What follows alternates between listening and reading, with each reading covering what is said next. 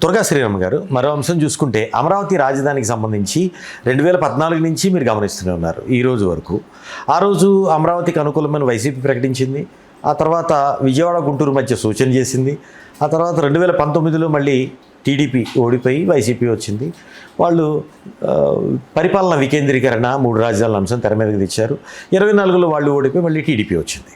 ఇప్పుడు విషయం ఏంటంటే, ఒక ప్రైవేటు మీడియా సంస్థ నిర్వహించిన కాంక్లోలో వైసీపీకి సంబంధించి స్టేట్ కోఆర్డినేటర్ సజ్జల రామకృష్ణ రెడ్డి, గతంలో ఆయన మీడియా సలహాదారుగా, ప్రభుత్వ మీడియా సలహాదారుగా పనిచేశారు. ఆయన ఒక మాట చెప్పారు, అమరావతి నుంచే పరిపాలన ఉంటుంది అని. ఆయన ఏ కోణంలో చెప్పారు అనేది పక్కన పెడితే, మళ్ళీ ఆయన పరిపాలన వికేంద్రీకరణ కూడా ఉంటుందనే మాట కూడా ప్రస్తావించారు. కానీ ఇక్కడ మళ్ళీ వైసీపీ యూటర్న్ తీసుకుంది అనేది టీడీపీ వాదన. మున్సిపల్ మంత్రి నారాయణ కూడా ఒక క్షణికేశారు. ఏంటి, నేను ఎప్పుడేదైనా మాట్లాడానంటే పార్టీలో నాయకుడిగా, కార్యకర్తగా, ప్రభుత్వంలో పార్ట్ ఆఫ్ ఇట్ ఒక మంత్రిగా ఉన్నాను. నేను ఏదైనా మాట్లాడితే ఆ మాట్లాడిన వాటిల్లో తప్పులు వస్తే మా అధిష్టానం లేకపోతే ముఖ్యమంత్రి సరిచేస్తారు, కానీ నేను మాట్లాడింది చంద్రబాబు నాయుడు మాట్లాడిన ఎజెండాగానే ఆయన భావిస్తారు మా నాయకుడు. ఇప్పుడు సజ్జల మాట్లాడారంటే అది జగన్ దాని కిందనే భావించాలి, అది సజ్జల వ్యక్తిగత అంశంగా మేము పరిగణించలేము. ఆయన 4 గోడల మధ్య ఉండి సజ్జలతో చెప్పిస్తున్నారు అనే మాట కూడా మాట్లాడారు. ఎట్లా చూడాలి అసలు ఈ రాజధాని అంశం మీద వైసీపీ 3 రాజధానుల అంశాన్ని యూటర్న్ తీసుకొని సజ్జలు అన్నట్లుగా ఇక్కడ అమరావతి నుంచే పరిపాలన సాగిస్తారు అంటే యూటర్న్ తీసుకున్నారు అనుకోవచ్చా? మీరే చెప్తున్నారుగా, మళ్ళీ పరిపాలన వికేంద్రీకరణ ఉంటుందని చెప్పారని కూడా మీరే చెప్తారు. కోడ్ చేశారు ఆయన. అంటే ఇప్పుడు ఉంటుందని కాదు, కానీ గతంలో పరిపాలన వికేంద్రీకరణ కోసం మేము ఎగ్జిక్యూషన్కి వైజాగ్, న్యాయదానికి కర్నూలు అన్నాము అనే మాట వాడారు ఆయన. ఆయన కూడా తేల్చి చెప్పలా, ఇక్కడ మళ్ళీ 3 రాజధానులు ఉంటాయా, ఇక్కడి నుంచే పరిపాలన ఉంటుందా, అట్లా తేల్చి చెప్పలేదు ఆయన. ఈ రాజకీయ నాయకులు అలాగే మాట్లాడతారు. ఇప్పుడు ఆయన చెప్పింది కూడా నర్మగర్భంగానే ఉంది తప్ప మేము అర్జెంటుగా యూటర్న్ తీసుకున్నామని చెప్పలేదు కదా. ఏదైతే ఇప్పుడు చంద్రబాబు నాయుడు గారు ప్రతిపాదించిన అమరావతి ఉందో అది కాదనే చెప్పాడు మళ్ళీ. అంతేగా ఆయన ప్రతిపాదించిన ఆయన సజ్జల యాంగిల్లో, ఐ థింక్ వైసీపీ యాంగిల్లో ఇక్కడి నుంచి పరిపాలన అంటే శాసన రాజధానిగానే అభివర్ణిస్తున్నారు అనుకోవచ్చా? గతంలోనూ అదే చెప్పారు, గతంలో అదే చేశారు, ఇప్పుడు అదే చెప్తున్నారు. ఏం యూటర్న్ ఏమీ లేదు, గతంలో అక్కడి నుంచి పరిపాలించారు కదా. కానీ యూటర్న్ తీసుకున్నారని ముద్ర వేసి మున్సిపల్ మంత్రి నారాయణ ఒక మాట అన్నారు. ఆయన ఇప్పుడు ఓట్ల కోసం యూటర్న్ తీసుకున్నారని చెప్తున్నారు. ఈ యూటర్న్ ఎందుకు తీసుకున్నారో కూడా చెప్తున్నారు. ఓట్ల కోసమే తీసుకున్నారు. 24లో ఓటమి కారణంగా మళ్ళీ రావటం కోసం ఈ యూటర్న్ తీసుకున్నారు, ప్రజల్ని ఒప్పించి నమ్మించే ప్రయత్నం చేస్తున్నారు అని మాట్లాడారు. వాళ్ళకి క్లారిటీ లేదు. మీరు నారాయణ గారు ఈ మాట అన్నారు. అదే పార్టీకి చెందిన టీడీపీ పార్టీకి చెందిన పట్టాభి గారు జాతీయ అధికార ప్రతినిధి. అతనేం చెప్పాడంటే మేమేం యూటర్న్ తీసుకుందని మేమేం అనుకోవట్లేదండి అన్నాడు. వీళ్ళు అంత తొందరగా తీసుకోరు, అలా ఏం ఉండదు, వాళ్ళు అలాగే చెప్తారు. కావాలి ఆఫ్ ద రికార్డ్ అన్నారా? నాతో కాదు, ఒక ప్రముఖమైన ఛానల్లో మాట్లాడుతూ అధికారికంగానే అన్నాడు. మేమేం అలా అనుకోవట్లేదు, మేము అంత అమాయకులం కాదు అని అన్నారు. అంటే ఇంకోటి, ఇది కూడా స్కెచ్లో భాగంగా, రాజకీయ చాణక్యతలో భాగంగా అనుకోవచ్చు కదా. ఒకవేళ యూటర్న్ తీసుకున్నారు అంటే పబ్లిక్లో సానుభూతి పెరుగుతుంది, అమరావతికి వైసీపీ యూటర్న్ అవుతుందనే ఉద్దేశం. ఆ సాఫ్ట్ కార్నర్ ప్రజల్లో రాకుండా పట్టాభి జాగ్రత్త పడ్డారు అనుకోవచ్చుగా. అదే అంటున్నా, పార్టీలో క్లారిటీ లేదంటున్నా. మంత్రి అదే పార్టీకి చెందిన మంత్రి ఒక మాట, అదే పార్టీకి చెందిన జాతీయ అధికార ప్రతినిధి ఒక మాట. అంటే ఏంటి, మీరు ఇప్పుడు వైసీపీకి అనుకూలంగా పరిస్థితులు మారితే ఇబ్బంది అని తీసుకున్నారా? మరి ఆ మాత్రం నాలెడ్జ్ నారాయణ గారికి లేదా? లేదా నారాయణ గారు మాట్లాడిన తర్వాత ఏదైనా ఇబ్బంది కలుగుతుందేమో ఆలోచించారా అని అందుకే అంటున్నా, పార్టీలో క్లారిటీ లేదు. మంత్రి ఒక మాట, జాతీయ స్థాయి అధికార ప్రతినిధి ఒక మాట మాట్లాడుతుంటే ఆ పార్టీలో క్లారిటీ లేదు. అంటే ఒకటి గందరగోళాన్ని సృష్టించడంలో వైసీపీ సక్సెస్ అయింది అనుకుంటున్నాను నేనైతే. ఈ గందరగోళాన్ని సృష్టించడంలో అది తర్వాత వాళ్ళు ఏ స్టాండ్ తీసుకుంటారు అసలు చెప్పింది లేదు. నా పాయింట్ ఆఫ్ వ్యూ అయితే యాజ్ ఈజ్గా వాళ్ళు ఏదుందో అదే చెప్పారు. అంతకుముందు అమరావతిలో పరిపాలన ఉంటుందన్నారు, అక్కడే కూర్చుని పరిపాలన చేశారు. ఎక్కడికి వెళ్ళాలి, జగన్మోహన్ రెడ్డి గారు వేరే వైజాగ్ వచ్చి పరిపాలన చేయాల, లేకపోతే కర్నూలు వెళ్ళి పరిపాలన చేయాలి. 5 ఏళ్ళు ఆయన పరిపాలన అక్కడి నుంచే చేశారు. అవును. రాబోయే రోజుల్లో కూడా అక్కడే సచివాలయం ఉంటుంది, అక్కడే ఉంటుందని చెప్పి శ్రీరామ్ గారు ఒక్క విషయం ఆలోచిద్దాం. ఇక్కడ మీరు విశ్లేషణ చేయండి. రాజధాని ప్రామాణికంగా రాజకీయం జరిగిందా? దాన్ని ప్రామాణికం చేసుకొని గెలిపోవటంలు జరిగాయా? 2019లో కావచ్చు, ఎందుకంటే 2015 నుంచే కదా రాజధాని అంశం తెర మీదకి వచ్చింది.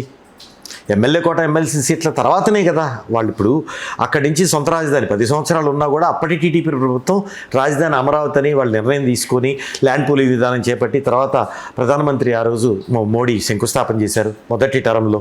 మొన్న చేసింది కాదు, మేలో చేసింది కాదు. ఆ తర్వాత 2019 ఎన్నికల్లో మీరు గమనిస్తే కోర్ క్యాపిటల్ ఉన్న ఏరియా తుళ్ళూరు కింద వస్తుంది కదా, ఆ constituency Shravan, if I'm not wrong, అప్పుడు శ్రావణం 19లో 19 వరకు 19 వరకు ఉన్నారు. 19లో ఆయన ఓడిపోయారు అక్కడ. అది ఓడిపోయారు. అవును, ఇక్కడ అయోధ్యలో రామ మందిరం కట్టిన తర్వాత బీజేపీ ఓడిపోయారు. 19 వరకు అని చెప్పాను. 19 వరకు ఆయన ఉన్నారు. 19 ఎన్నికల్లో శ్రవణ్ ఓడిపోయారు. అంటే రాజధాని ప్రాంతంలో రైతులే రాజధానిని అంగీకరించినట్ట ఎలా చూడాలి? మళ్ళీ 24 చూసుకుంటే విశాఖపట్నం ప్రజలు కానీ ఇక్కడ ప్రజలు కానీ మూకుమ్మడిగా కూటమికే పట్టం కట్టారు.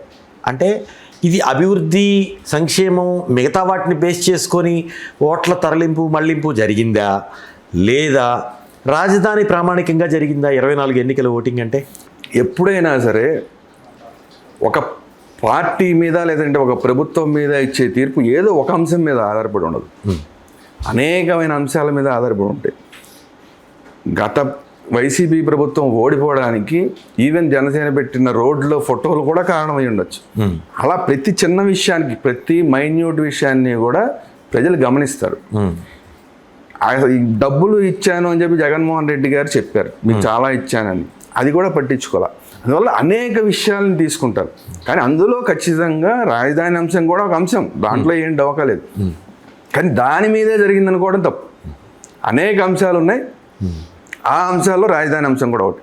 ఇప్పుడు ఎలాగైతే అప్పుడు శ్రావణ్ కుమార్ ఓడిపోవడానికి ఆ ప్రాంతంలో ఓడిపోవడం ఎలాగైందో, ఇప్పుడు నీకు విశాఖపట్నానికి ఆర్థిక రాజధానిగా చేస్తానయ్యా అని చెప్పి, ఎగ్జిక్యూటివ్ రాజధానిగా చేస్తానయ్యా అని చెప్పినా కూడా జగన్మోహన్ రెడ్డి ఓడిపోయాడు. మరి అక్కడ అంటే అదొక్కటే అంశం కాదు, అనేక అంశాలు ఉంటాయి. అందులో ఖచ్చితంగా రాజధాని అంశం చర్చనీయాంశం.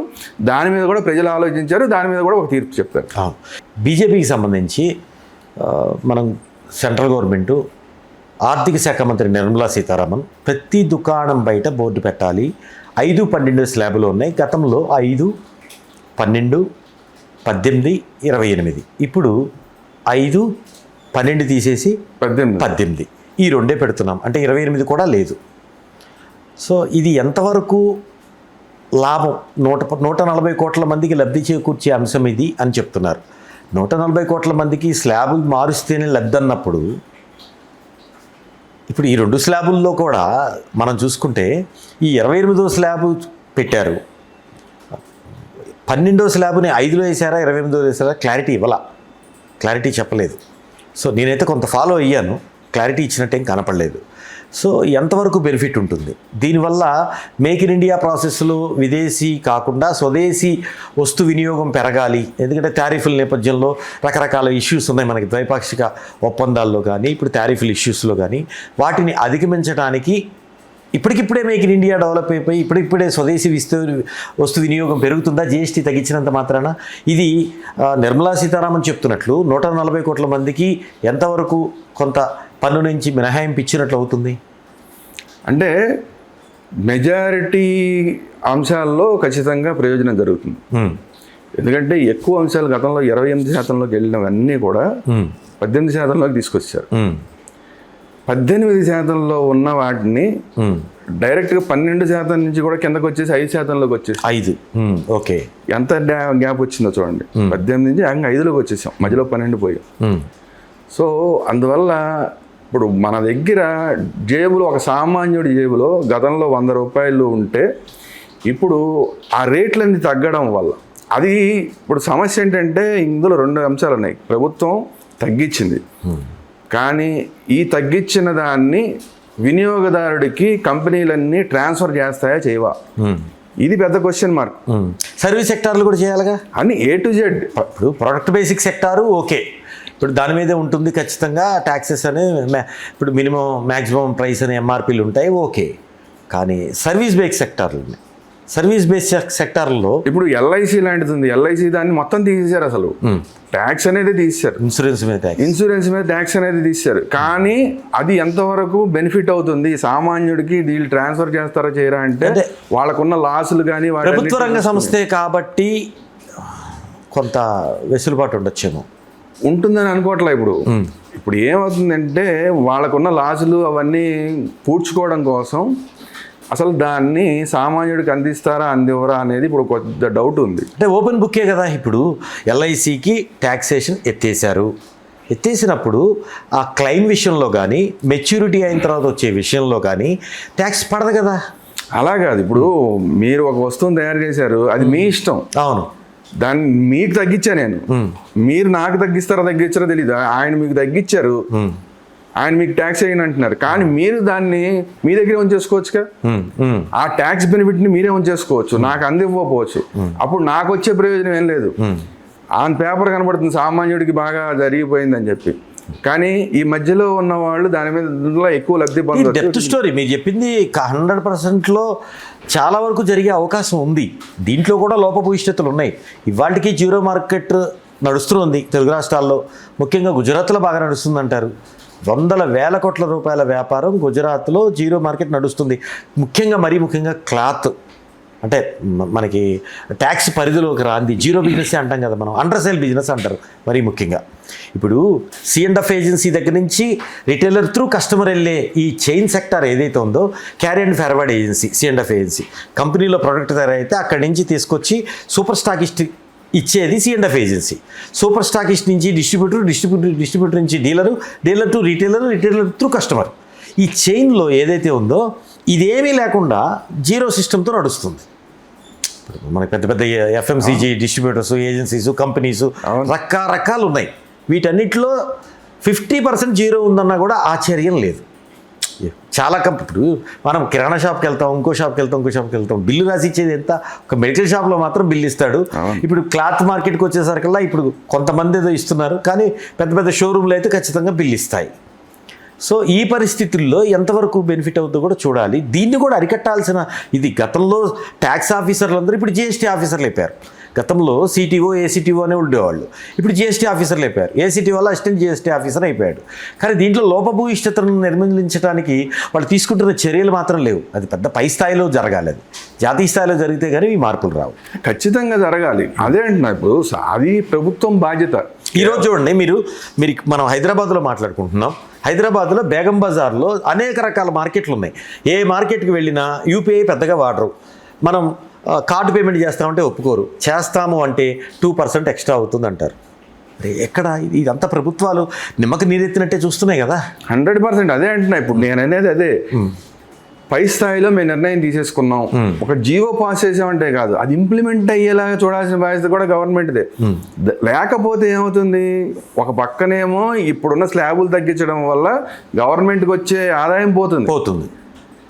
అది మళ్ళీ సామాన్యుడికి అందలేదు అంటే ప్రైవేట్ సెక్టార్లో ఉన్న దళారులు బాగుపడతారు. ఇప్పుడు సామాన్యుడికి అందదు బెనిఫిట్, వాళ్ళకేమి నీ మీద ఏమి గుడ్ అప్రోచ్ ఏమి ఉండదు. ఆ వ్యతిరేకత అలాగే ఉంటుంది. అదే రేట్లు ఉన్నాయి కాబట్టి ఆ వ్యతిరేకత అలాగే ఉంటుంది. మీరు నష్టపోతున్నారు. ఏ ఉద్దేశంతో అయితే ప్రభుత్వం నిర్ణయం తీసుకుందో ఆ ఉద్దేశం నెరవేరకపోగా నష్టం గవర్నమెంట్ కావచ్చు, ఆ వ్యతిరేకత కావచ్చు, ప్రజల్లో అంతే ఉంటుంది. గవర్నమెంట్కి నష్టం, ప్రజల్లో వ్యతిరేకత అలాగే ఉంటుంది. మధ్య దళారులందరూ బాగుపడతారు. ఇది జరగకుండా చూడాలి. అంత్యోదయ మీది అసలు ఈ భారతీయ జనతా పార్టీ ప్రభుత్వం యొక్క పాలసీనే అంత్యోదయ, అంటే ఆఖరి వ్యక్తికి కూడా ప్రయోజనం అందాలి అనేది భారతీయ జనతా పార్టీ మూల సిద్ధాంతం. అది మళ్ళీ వేరే టాపిక్. కానీ మీరు ప్రభుత్వం కూడా మీరు ఏదైతే నిర్ణయం తీసుకున్నారో అది కింద వరకు అందేలాగా చూడాల్సిన బాధ్యత ఉంది. ఎందుకంటే ఒకప్పుడు రాజీవ్ గాంధీ చెప్పాడు, నేను ₹1 పైనుంచి పంపిస్తే కిందకు వచ్చేసరికి అది ఒక 5 పైసలు అయిపోతుందని. అలా జరగకుండా నువ్వు అక్కడ తీసుకున్న నిర్ణయం కింద దాకా ఉపయోగపడాలాగా చూడాల్సిన బాధ్యత నీదే. లేదా దేశం నష్టపోతుంది, సామాన్యుడికి ఏమీ లాభం జరగదు, మధ్య దళారులందరూ కూడా బాగుపడతారు. హలో, తెలుగు రాజ్యం ఛానల్ చూస్తున్నారా? సామాజిక, రాజకీయ, జీవన చిత్రణే తెలుగు రాజ్యం. అతిశయోక్తులు, అసత్యాలు ఉండవు. రాజకీయ కోణం కాదు, ప్రజా కోణమే కొలబద్ద. తెలుగు రాజ్యం వీక్షణ మీ ఉత్తమ అభిరుచికి నిదర్శనం.